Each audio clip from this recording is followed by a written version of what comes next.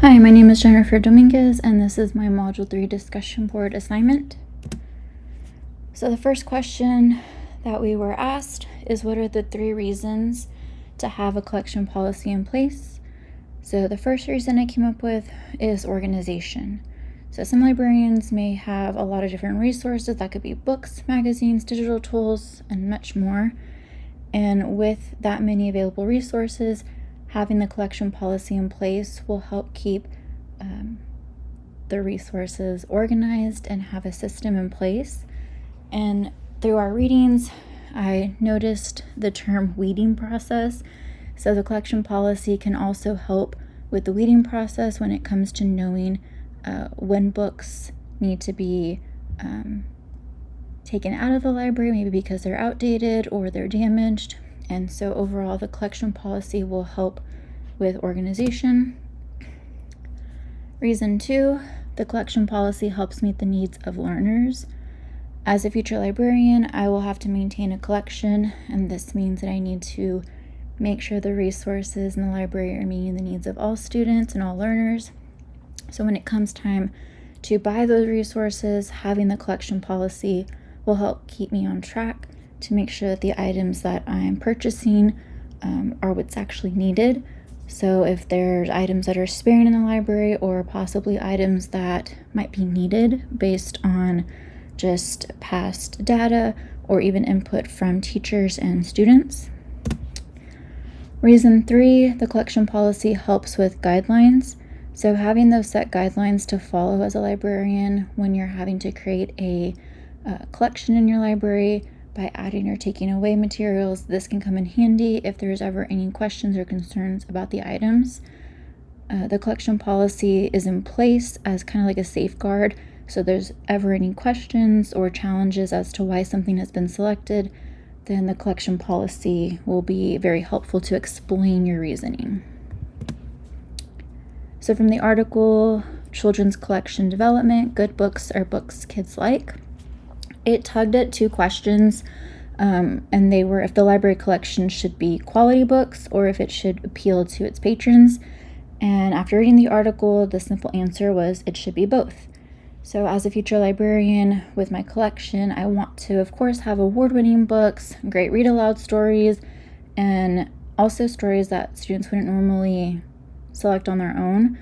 The only problem with this is that the library needs to appeal to those readers. So in the article, it was saying you need to have both of those really great books, but also the books that your kids are going to want to read. And so I want students to be able to come into the library eager to find those kind of stories or books that they like. And then maybe along the way, over time, they stumble across something that they didn't think they were going to like, but then they do end up reading it. So the quote that stood out to me the most from that article is, "This brought me to the ultimate realization that the definition of quality and the definition of appeal are pretty much one and the same. In other words, good books are simply books kids like." So it's important as a librarian to have those books to engage readers to want to come into the library, but also expose them to other books that maybe they're not familiar with. Self-censorship. So one of the questions is, what is the problem with that and the biases that come along with it? So the main problem with self-censorship is that as a school librarian, you want to make sure that you're not just selecting books and resources that you personally like. You're creating a collection for the learners at your school and not just creating a library of all of your favorite books. So it's extremely important to be aware of any biases that you might have, because unconsciously our library collection will eventually reflect those biases. So this is a great time to maybe have a committee available or even a selected school staff to kind of help weigh in on the selection process if you're kind of concerned about maybe projecting some of those biases on the collection process. An article that I selected to read was a research article called "To Add or Not to Add, an Examination of Self-Censoring Behaviors Among School Librarians." So in this article, they examine the impact of the surge of the book challenges and bans that are happening and how it's affecting librarians' self-censorship, but also talking about the topics that are being banned the most, and how that's affecting librarians and how they're creating their collections. So the self-censorship, it's considered refraining from purchasing, so just flat out not purchasing a book because of personal choices of either pressure from the community or just personal beliefs. It can also be removing or restricting materials, so items that are already in your collection, choosing to just kind of push them to the side or not make them as easily available to students. And it can also be just limiting materials without using the collection policy, so just disregarding the policy of how to select those books.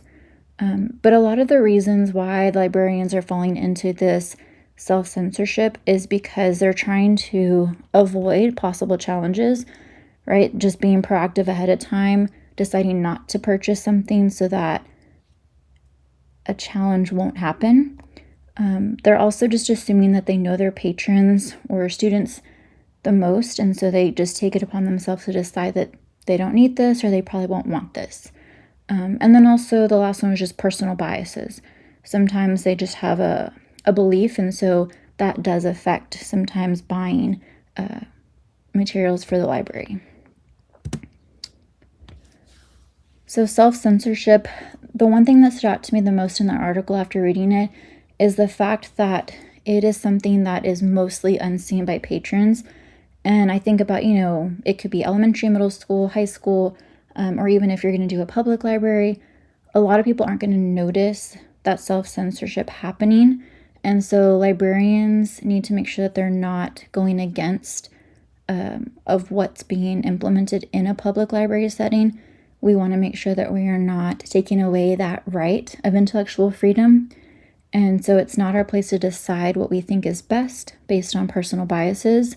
We must uphold to using those collection policies to keep the library collection standards and guidelines as the main focus, because if we're following those policies, then any challenges that might arise about our collection will be supported if we're using those policies. And here are my references. Thank you.